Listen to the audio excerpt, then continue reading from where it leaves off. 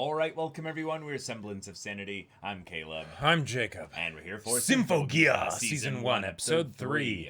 Tsubasa and Hibiki are going to fight? Mm-hmm.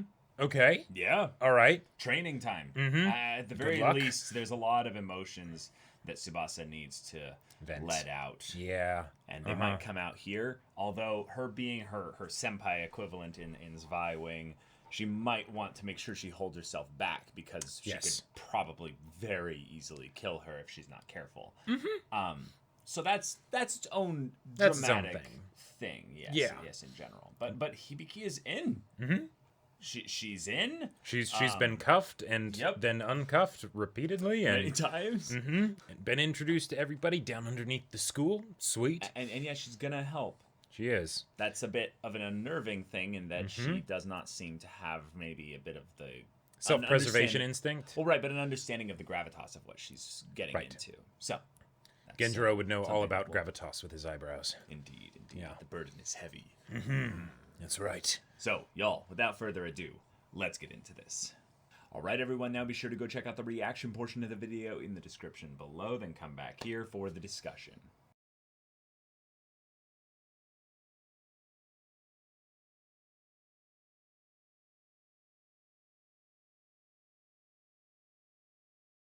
All right. Okay. Cool. So we have our full Evangelion comparison here with the Eve thing that is now in this instance. It's Durandal, the relic that's almost complete. That got all the extreme phonic gain during the concert of episode 1. That's right. Which then explains why there was a grand, crazy attack by the noise. Yep. And it's something that the noise wants, but the noise is also something that is potentially being directed by something or someone. By a sentient will. Right. And the idea that that is something that could be anything from the US to aliens to, stuff that's Evangelion style. Right. You know, like Oh, yeah. Alternate versions of, Symphogear. Like, I could come up with all kinds of stuff for that. Oh, yeah. But okay, we know why the conflict is happening, though, at the base level. Right. The base level is that the relic is something that is not just desirable from the human's perspective, but from the noise's perspective. Yep, and they explain to us what it does. Cool. So, okay, if we do actually get it to that 100% capacity, then people that are not just the singer can use its power. Yeah, awesome. So that's kind of sets up a really interesting factor where the fragmented relics, like Gungnir, for instance, are pieces then of a whole, and the pieces themselves could be scattered all over the world. We have no idea where they are, but they probably have people looking for more of these relics just out there in general.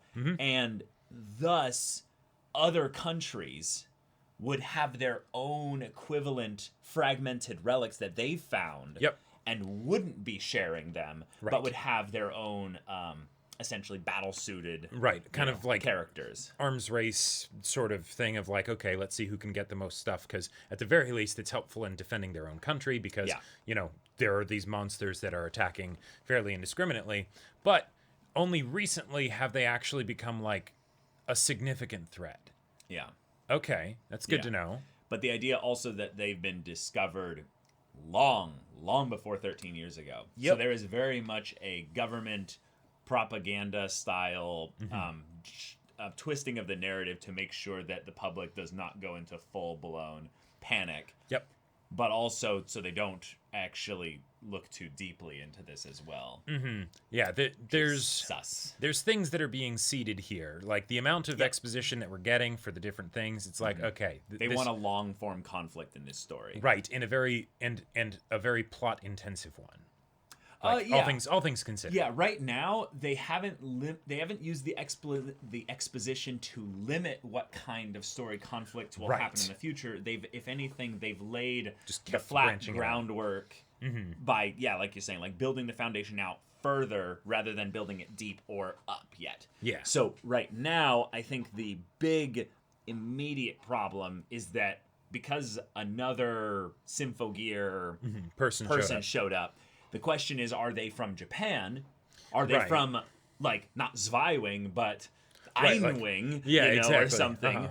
Are they someone that is using like a relic like fragment that they've never seen before. Sure. Yep. Yeah, we don't know. Right. We don't And I like that we got a new character introduced here because I love it's about at that point. Yeah, I love the dynamic of Tsubasa and Hibiki. The conflict that they got into this episode is really good. Yeah. I love that Hibiki was made the dumbass move of, don't worry, I'm working to replace Kanade. What did I just say? Like, this is a music combat anime, Hibiki. You need to listen. Yep, Listen! exactly. But she is also a high schooler, and she's doing her best. Poor Miku, though. Oh Holy my god! shit. Like I kid you not. This is Depressed Lesbians, the anime. Like this is Yeah. it. Like we are in a situation where Miku is not only being shown to be put into a situation where Hibiki has to lie to her over Right. and over again, Uh-huh. but also has to keep like building some type of a connection with her. Yep. To also then scorn her because of the secret of, yeah, I'm trying to help save humanity right now. I can't tell you about that. It's a perfect way to introduce drama. Yep. But then to know that the way it ends Yeah. On top is of her all crying of that. over the grave of Hibiki. Yep. Yeah. Which is probably just a thing of where they'll need to have that eventually because eventually there will be too much that will be distracting her. And then they'll be like, no, you're just going to live down here now. Like, But forget that other stuff. But the one thing that I would say that we can take as a potential positive from the way the show started is that at some point the veil will be pulled away and Miku will know what's going on. Wait, why? Because she sees her die from singing the final aria or whatever. So, but like, so at some point she will probably learn what the situation was. But even if we it's go after she's dead. Yeah, but if we go from that, because I don't think it's necessarily going to be. It doesn't have to be the final aria that she was singing. All she knows is that she was singing. And she was singing, and that blood was coming out of her mouth. Oh, okay. Then it probably is the final aria. Then never mind. No, then that's not some kind of fake death kind of thing, so that they can get her away from real life stuff. That's just the end of the show right there, potentially. Oh, sure. So yeah. Okay. Yeah. Then, other thing really kind of good to bring up here is that while Tsubasa is dealing with the complex emotions of not just losing Kande, but having come in that is going to functionally, in the Zweiwing side of things, actually replace her once she's able to utilize Gungnir to the fullest, she then decides, no, you won't replace Kanade, I'll replace Kanade. And I loved this character decision. She basically was like, no, Kanade is mine. Right. I will then become the emotionless warrior. But Kanade wasn't even that. Nope. And that's what I love about it. Yeah, if anything, doesn't it feel like she's saying, I'm going to cast aside the crybaby, weak version of me that let Kanade die? Exactly, because there would be that own guilt of, like, if I had been more effective when we were fighting or something. Yeah. But also the other side of thing that I am going to condense the side of Kanade that I remember into the one that was just the perfectly effective, competent weapon. But I don't want to focus on the relationship and the emotion I had with her, so I'm just going to turn her into a weapon in my mind, and I will become that. Yeah, in her desire to not let anyone take Kanade away from her and the memory of her, she is destroying the memory of her by turning it into something that it wasn't. She's fragmenting it. Oh, wow. Yeah. Hey, is there some really good writing happening here? Like, is this something that maybe is also foreshadowing that the relics are more intrinsically tied to them than we could actually know? I feel like the amount of foreshadowing, because of the amount of exposition that's been set up here, that doesn't have, like... And that there's 5 seasons. And the fact that the foreshadowing and the exposition doesn't have immediate direct relevance to the plot, you know? Like, some of it does slightly, but most of it's like, this will be important down the road. You know, it's like, okay, what are we getting into? It's the equivalent of introducing rules to your magic system so that when they're broken with that slight twist that was set up, you know, oh yeah, that's the way that you would break it. Right. Right. It's the whole thing of, this place is impregnable. It will never be broken into. It will be broken into at some point in the next, how many episodes the whole thing of 100%, my theory that the 100%, relic or whatever would be able to let people that aren't the singer use it. It's like, all right, her theory is 100% correct. It's just a question of will there be more to it than that or not? Well, sure. And okay, cool. We now have the groundwork to have a mechanical reason why we can have a power of friendship, the power of the fans, during the concert, all coming together and defeating the enemy or whatever. So we can have the capitulation of what episode 1 could have been. Right, exactly. Because I think that's what they were doing. They were in episode 1. They were testing the Durandal to basically try and see if they could activate it and awaken it in its fullest extent. So, okay, I want the show to go full Evangelion. I gotta say, one of my favorite things about Evangelion as a story was how mythic it went. Oh, okay. And also didn't try to take itself, I would say, as seriously in some ways with that. Gotcha. But before we got to that stuff, we needed to have just good old classic character drama. And so far, Tsubasa is carrying her weight in in that whole regard. And Miku. Miku's, I would say, is just it's more cliche. Definitely. It is totally cliche. Whereas Tsubasa's is cliche, but it has a really fun throughput with the world building that I really like. Yes. But then having a new character brought in at the same time, like right at the very end, it's that extra bit of chaos. Provides that extra bit of where we're like, oh, okay, we need someone else to react to Tsubasa and what she's doing there, so that we have another picture for Hibiki to look at as this is what someone who's using Symphogear or whatever. Yep. And isn't maybe crippled by their past. Right. This feels very like Asuka's entrance kind of a thing, where it's like, okay. Asuka took a while though to enter. She did take a while. She was like episode 7 or something. Yeah, 7 or 8 or something like that. Yeah, it was a while. But like having that third party into the dynamic because of sniper arc. Because we're not there yet. Right. While I would love to have, Miku just be brought in as like the third member of the party and all that stuff. Apparently, just sadness for Miku from what we can see so far, So, but given the fact that this is about, singing and music groups and stuff that also fight, we gotta introduce other music groups, There's that whole thing of the English group or whatever that's trying to recruit Tsubasa and whatnot. Gotta be groups from all over. Yeah, let's have a full-on, musical tournament arc or something that somehow involves also fighting noise. I don't know, I would love, though, to have, let's say, okay, I want to go out in crazy theory land for just a split second here. I actually think that because this is like a meta kind of theory here. Okay. Is that because this show was a labor of love and wasn't necessarily guaranteed to be able to go for 5 seasons, is that the end of season 1, Hibiki will die.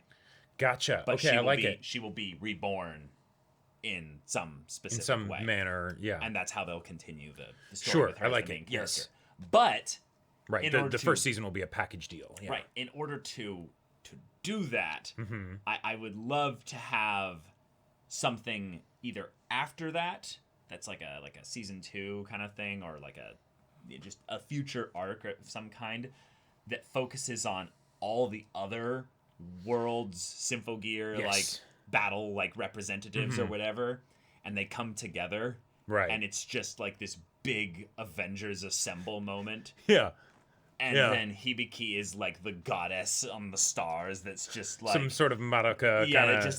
just tears reality, bends it apart, and then just comes out vibrating the whole universe, or even Miku then takes her place, and then you have the cycle repeats again, and then you have something where then Miku becomes one of the main characters, and then hey, while she does still have a lot of sadness because her best friend is dead, it's not quite 5 seasons of, oh God, what's going on? Please tell me. No, you won't. Okay, we'll make these plans and then they get canceled. All that stuff. That's why I don't think the show ends with Hibiki dying. Right, and I think you're on the money there. I don't like that. I feel like it's more of a setup for where,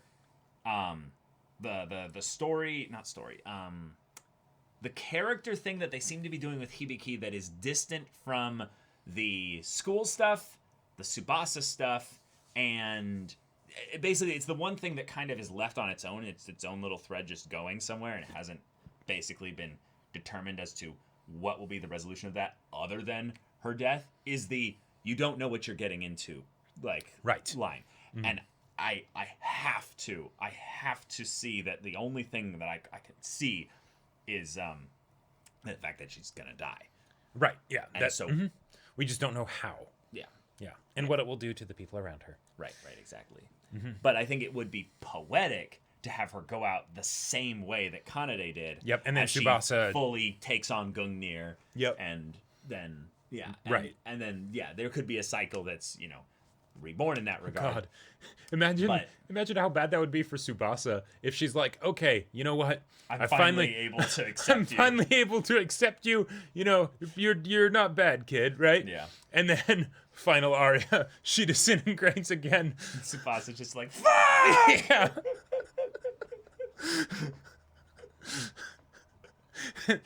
She comes back later and she's got like black streaks through her hair and like, eyeliner and like Jesus. I'd rather have pain than nothing at all. God. Okay. Genjiro though, with the what was that? The glutes and the quads of a god just came in and blocked her attack, which apparently was half-assed.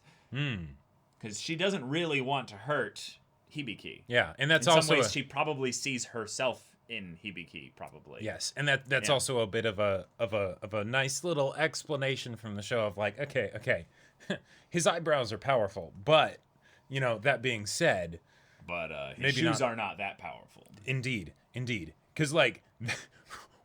Why isn't this guy in a suit?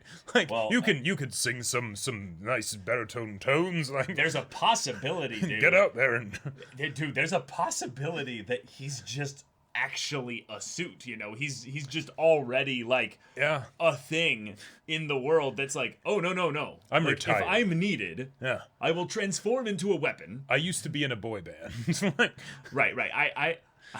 I one of my favorite like tropes, I would say, of sci-fis that blend into fantasy a bit is basically the whole people are actually the thing that you've been seeing as inanimate objects. So I'm just going out on the relics are people kind of There thing. does seem to be that similarity, since when they destroy noise, the noise are disintegrated, and when noise destroy people, the people disintegrate. It's sort of like, at the very least, the relics and the noise seem like they might be connected. And the relics need sound in order to be activated, which then is just that's just more noise and harmony, right? Right. So it's noise granted order. Yeah, exactly. But okay, so form, and order, then, right, and then it's like you could get into some like pretty quick like how Kill la Kill does it want to go with this? Like, well, I mean, Kill la Kill's more derivative even than like, that's a whole other debate problem.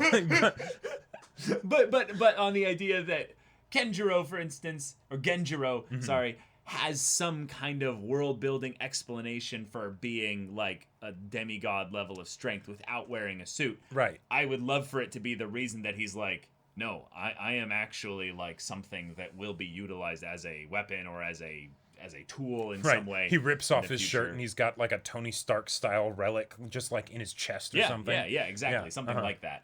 And the fact that he's also Tsubasa's uncle? Good information. Yeah. Yeah, but he's the living representation in this episode of the song that Tsubasa sings. I will protect those I love. Okay. And he immediately threw himself into harm's way to protect not only obviously Hibiki, because she could have gotten hurt, but also Tsubasa. But Tsubasa from doing something that she would regret. Yeah. And the way that she just kind of collapsed in tears, and he's just like, oh my God, like, wait, you're crying. And she's like, no, I never shed tears. And it's like, terrible day for rain. Right. But the idea that lie was not for the uncle. That lie was for either herself or Hibiki. Yeah, probably both. Yeah. Well, yeah, at some level, things aren't necessarily so black and white. But isn't that interesting that Genjiro would have been around when she was the crybaby that Kanade told her about. So that lie, it being in response to him, is to him, he knows, like, you're just flat out lying. Well, like, or it's the no, that is the person that I was, but I am this person now, you know. Sure. It was in a tense that could be taken that way, you know, like the way that she said it. Right. That Tsubasa died, you know, when Kanade disintegrated or whatever, you know, something like that. Right, but she used never as well, which is that's the flat out lie. Yeah. Well, she's a different person it's now, to you be know. like, I have never cried, you know. It's the emotion behind it. No, I know, but that's the point. Is that she either way she's lying to prove something to herself and to Hibiki on some level. I just don't know what percentage of it is towards which one. And the fact then that Hibiki notices, even though she didn't notice, she has great eyesight, but her ears are kind of lacking in the comprehension department. There, you know, Tsubasa is a very well-trained vocalist. She knows how to be crying without letting it, you know, get into her voice. What if that's the thing? That's Hibiki's arc, is that she gets an ear for music. She clearly doesn't have one right now. She keeps hicking up in the. Did I say hicking up? Yeah, you did. I meant to say like messing up, but I combined hiccup with messing up. I think that encapsulated what you were trying to communicate pretty well. But okay, I gotta say, Genjiro, damn son, damn. like that's all I really have left to say about that. But them quads. Yeah. I hope that the shoes exploded. And then he said, like, look at the chaos and damage that this has caused. Do you know how many movies I could have rented? Okay, boomer. Well, also, just like, I understand that this show was made a while ago. But the fact that it's a sci-fi, like, alternate Earth kind of thing, and yet they're still saying, like, we have no imagination for what his line was going to be, so we're going to say that he's renting movies. Because it's not sci-fi. It's like our time, but it's just that, you know, there's this sci-fi object that's been brought into the universe, so everything else is the same. Do you know how many breads I could have eaten if I had sold these shoes? What I'm really curious about, and I legitimately want to find this out at some point, it's not about the fact that he rents movies, but what kind of movies would he rent? Oh, well, very clearly he would rent the newest Evangelion movie that just released. He would rent it on Amazon because he would not rent a physical copy of a movie, of course. Right. It would be digital. Naturally, this is a I'm sci-fi. Sure. Yes. You know. They thought about that at least. Yeah. Anywho. Great episode. Wonderful stuff with Tsubasa as a character, and I'm very excited to see who this new person is, because chaos to the dynamic. Hell yeah. Three's a crowd. Yeah. Yep. So, y'all, thank you so much for watching this episode's reaction and discussion. And if you want to see the next episode's reaction and discussion right now, though, go check out the link in the description below for our Patreon. You can get an early access there. You can watch full-length timer reactions there. And all this comes with Discord access. You can chat with us in the community there about this show, about anime in general. And also be sure to check out our Twitch channel. We stream every weekday. There's lots of hicking up there probably, too. Info's in the description. Yeah. So if any of that interests you, we'll see you there. But until then, we're Semblance of Sanity. I'm Caleb. I'm Jacob. And we'll see you all next time.